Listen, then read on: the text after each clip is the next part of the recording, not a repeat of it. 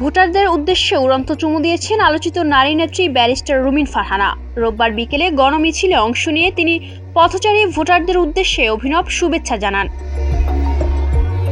এদিন বিকেল ৫টার দিকে ব্রাহ্মণবাড়িয়ার সরাইল উপজেলার কুট্টাপাড়া এলাকা থেকে ব্রাহ্মণবাড়িয়া ২ আসনের স্বতন্ত্র প্রার্থী রুমিন ফারহানার কর্মী সমর্থকেরা গণমিছিল বের করেন।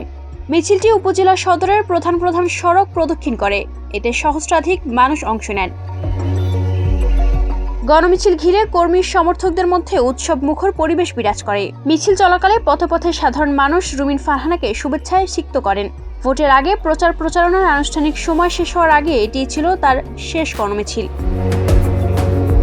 এর আগে ব্রাহ্মণবাড়িয়া ২ আসন থেকে বিএনপির মনোনয়ন প্রত্যাশী ছিলেন ব্যারিস্টার রুমিন ফারহানা। তবে দলীয় মনোনয়ন না পেয়ে স্বতন্ত্র প্রার্থী হিসেবে নির্বাচনে অংশ নেয় তাকে কেন্দ্রীয় বিএনপি থেকে বহিষ্কার করা হয়।